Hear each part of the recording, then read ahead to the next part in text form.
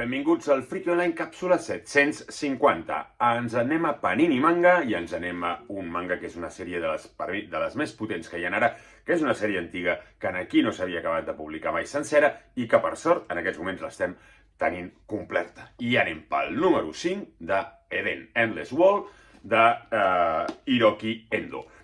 Una obra molt potent, molt dels 90, però que actualment segueix funcionant quasi més, perquè ens parla de pandèmies i em parla de coses que en aquells moments eren molt ciència-ficció i ara tot el que són intel·ligències artificials, pandèmies, etc ens sembla encara més proper que el que passava aquí.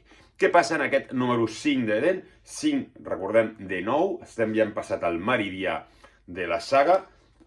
D'entrada, el dibuix, com sempre, esplèndid, aquest dibuix molt norantero dins de la línia de Otomo, Shiro, etc.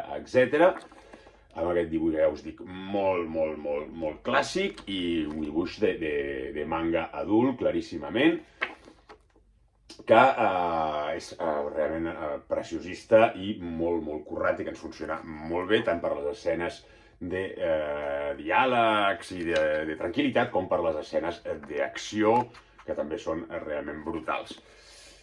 Aquí tenim com dues parts, una primera, com sempre, són com dos volums, el que es recopila en aquesta edició, una primera part on un grup terrorista independentista agafa una zona de Propapter i agafa uns rehens, etc. i demana unes reivindicacions. Sota aquesta primera part ens planteja un personatge nou, trobarem algun dels nostres personatges, ja perquè recordem que és un còmic amb molts personatges, doncs trobarem algun dels personatges ja coneguts, però ens planteja un personatge nou i és una primera part molt política. Ens parla de política-ficció, que en molts moments no és tan ficció comparat amb el que està passant. És una política-ficció futurista, però amb molts referents a lo que és l'actualitat, els conflictes de pobles oprimits, etc. Realment molt interessant, amb un final espectacular i amb una nova obertura de personatges i de trama, aquesta trama general. La segona part ens torna potser als més protagonistes i també tenim una mort inesperada. Hi ha hagut uns canvis, ha passat un temps des del número anterior i hi ha hagut uns canvis de parelles, per dir-ho manera, i de cop tindrem un parell de morts inesperats i a partir d'aquí una nova investigació de Nomad contra Propapter, aquesta gran companyia que el que vol és unir totes les civilitzacions conegudes en una espècie de macroestat corporatiu.